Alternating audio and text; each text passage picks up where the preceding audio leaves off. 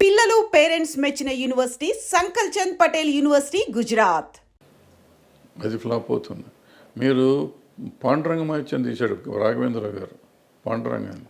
ఆయన ఇలాగే తప్పులు చేశాడు, అది పోయింది. సో భక్తి సినిమాని భక్తి భావంతో మీరు తీయకపోతే ఆ సినిమాలు పోతాయి. మీరు పాండురంగ సినిమా తీసుకోండి, కన్నప్ప తీసుకోండి, ఇంకోటి తీసుకోండి. మరి బాలకృష్ణ గారు, రాఘవేంద్ర గారు పెద్ద సినిమానే కదా అది. అవును. మరి ఎందుకాళ్ళ పాటలు కూడా పాటలు కూడా బాగానే హిట్ అయినాయి, ఎందుకాళ్ళ. దాంట్లో పాత సినిమాలో ఉన్న భక్తి ఏది? ఆ ఎమోషన్ ఆ ఎమోషన్ ఎక్కడ దొరికింది? రాలేదు. ఎందుకు రాలేదు? ఎందుకు తీయలేకపోయారు మీరు? సో ఏదో మార్పులు మీరు చేద్దాం అనుకుంటే అవ్వదు. అది ఏదో చేసేద్దాం, వాళ్ళు చేసిన దానికంటే మనం గొప్పగా చేద్దాం. గొప్పగా చెయ్యండి. ఆ భక్తి పారవస్యం ఎవరికైనా రావాలి. సినిమా చూస్తుంటే అనుభూతి రావాలి, రోమాలు నెక్కిపోవాలి. భక్తి సినిమాల్లో ఉండే అడ్వాంటేజ్ అది. సినిమా రిచ్గా తీశారా, ఖర్చు పెట్టారా లేదా కాదు, భక్తి వచ్చేస్తుంది ఆటోమేటిక్గా. నేను దేవుడిని దండం పెట్టను, కానీ భక్తి సినిమాలు చూస్తుంటే నా కళ్ళెమ్మటి నీళ్ళు వచ్చేస్తాయి. ఒక రకమైన జలధరింపు వస్తుంది బాడీలో సినిమాలు చూస్తుంటే. అది అంటే యాజ్ ఎ కామన్ ఆడియన్స్, భక్తుడు సినిమా దేవుడు కాదు కాదు అక్కడ ఎమోషన్ వస్తుంది. ఇప్పుడు అన్నమయ్య సినిమా చూస్తాం. అన్నమయ్యలో ఆయన జీవితం అంతా ఆయన కోసం దారపోస్తాడు. దారపోసినాక ఆ లాస్ట్ సీన్లో ఉన్నప్పుడు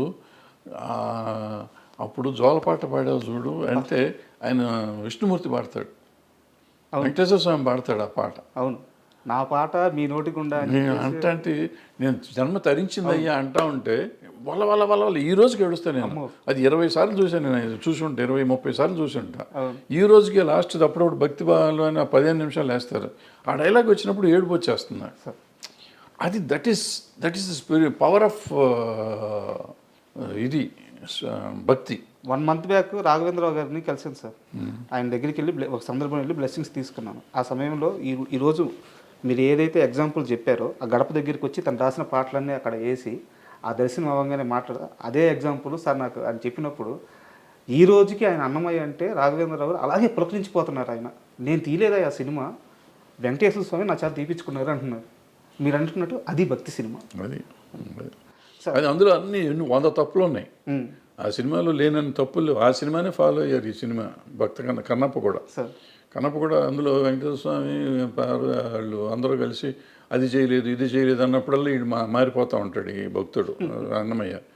బట్ అంత చేసింది లాస్ట్ 15 మినిట్స్ ఆయన చేసిన భక్తి ఉంది, ఎక్కడైతే ఉందో పులకించిపోయారు.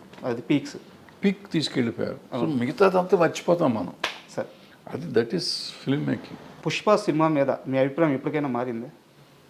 నేను అభిప్రాయపడ్డాను. నేను సినిమా బాగానే ఉందిగా.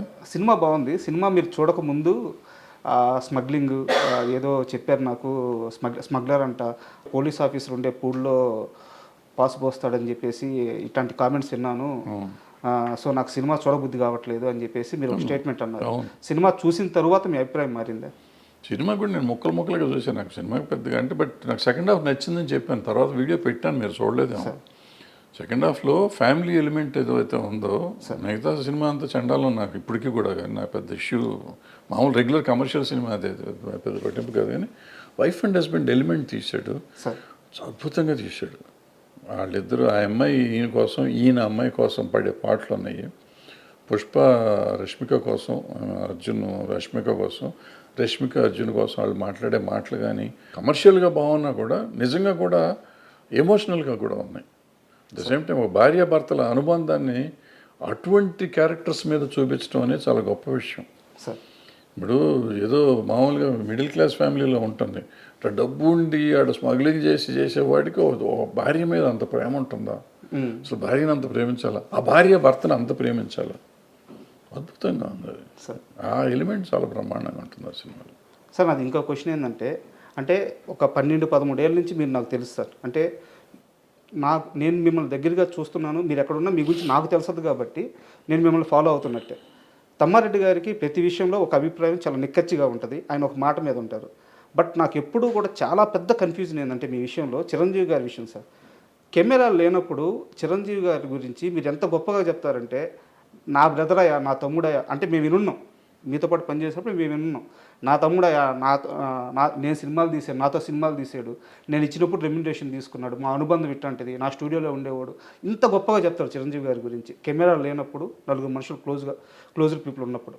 అదే కెమెరా పెట్టంగానే చిరంజీవి గారి అభిప్రాయాలని, ఆయన వెళ్ళే మార్గాలని మీరు క్వశ్చన్ చేస్తూ ఉంటారు. ఇది నాకు అర్థం కాదు సార్ అసలు. అంటే మీ చాలాసార్లు అనుకున్నాను. ఆల్రెడీ ఇంతకుముందు సమాధానం చెప్పాను, మోహన్ బాబు గారి విషయంలో సమాధానం మీకు చెప్పాను, సేమ్ సమాధానం ఇది సార్. ఇప్పుడు ఆయనతో కూడా నేను మాట్లాడి చెప్పినవి ఉన్నాయి కొన్ని.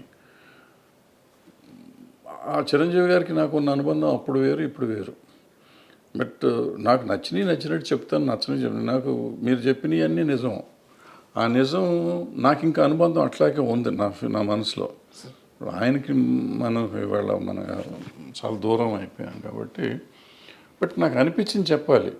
ఎందుకు చెప్పాను మోహన్ బాబు గారికి ఆ సినిమాని గురించి ఎందుకు పెట్టారు మీరు, వాళ్ళ జీవితం నాశనం అయిపోతుంది కదా. జీవితం నాశనం అవ్వదు, నెక్స్ట్ టైం ఆ తప్పు చేయకూడదు అనేది నా పాయింట్. ఈవెన్ ఈయనకు కూడా అంతే. ఆయనకి ఇవాళకి నా తమ్ముడే, ఏ రోజుకి నా తమ్ముడే, నేను చచ్చేదాకా నాకు తమ్ముడే అతను, అది కాదంటల్లా. అతని వెల్ విషర్నే నేను. వాళ్ళు ఒప్పుకున్నా ఒప్పుకోకపోయినా, నమ్మినా నమ్మకపోయినా నేను వెల్ విషర్నే. వాళ్ళు బాగుండాలి అంటే ఇలాంటి తప్పులు చేయొద్దని చెప్పడం, నా ఉద్దేశంలో ఉన్న తప్పులు చేయొద్దని చెప్తాను, ఇప్పటికి చెప్తాను నేను అనిపిస్తే. ఊరికి ప్రతిదానికి వచ్చేసి పని పాట లేకుండా దాని గురించి ఇప్పుడు మంచి మాటలు చాలా చెప్తాను నేను. చిరంజీవి గారిని చాలాసార్లు చాలామంది తిడతంటే నేను వచ్చి మాట్లాడి అడ్డం పడ్డ రోజులు చాలా ఉన్నాయి.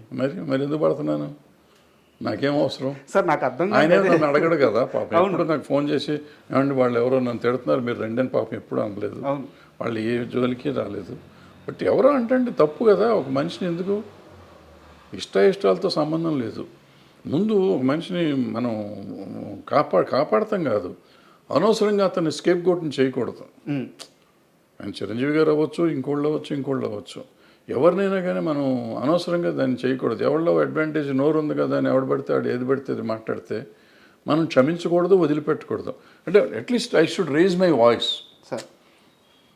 ఆయన కోసం నేను మంచి కోసం చెప్తాను. ఏదైనా తప్పు అని నేను చెప్పేది చాలామంది నెగిటివ్గా తీసుకుంటారు. నెగిటివ్ కాదు, నా ఉద్దేశంలో పాజిటివ్. అతనుకున్న ఈ చరిష్మాకి ఆయనకున్న దానికి కొన్ని ఆయన చేయకుండా ఉంటే బాగుంటుందని నాకు అనిపిస్తుంది. బట్ ఆయన పరిధిలో ఆయనకుంటే ఆయనకుంటేది మన అవసరం అనుకో ఎక్కువ. బట్ ఆగలేను. అది కూడా ఎవరిని అడిగితే చెప్తాను, కావాలని పెట్టి వీడియో పెట్టి చెప్పడం అనేది నేను చేయను. అంటే ఎందుకన్నా అంటే సార్, ఇప్పుడు ఇండస్ట్రీ అని కాదు సార్, 2 తెలుగు రాష్ట్రాల్లో కానీ మన ఇండియా వైడ్ కానీ మేము చిరంజీవి తమ్ముళ్ళవి, చిరంజీవి మా అన్నయ్య, మెగాస్టార్ మా అన్నయ్య అని చెప్పుకునే వాళ్ళు కొన్ని కోట్ల మంది ఉన్నారు. బట్ చిరంజీవి నా తమ్ముడు అని చెప్పే ఒకే ఒక్క పర్సన్ తమ్మారెడ్డి భరద్వాజ. అది మీరు ఎప్పుడు చెప్తూ వస్తున్నారు. బట్ ఏంటంటే కొన్ని సందర్భాల్లో మీరు చేసే కామెంట్స్ ఆయన మంచి కోసమే కానీ వెల్ విషర్గా కానీ చేసే కామెంట్స్ అవి రాంగ్గా పోర్ట్రేట్ అయ్యి వెళ్ళిపోయినప్పుడు కొంతమందికి రాంగ్గా అర్థమవుతుంది. అన్నీ తెలిసిన మనిషిగా నాకు ఈ వైరుధ్యం అర్థం కాలేదు, అందుకని అడిగాను. పడ్డోడు ఎప్పుడు చెడ్డోడు కదా మనకి.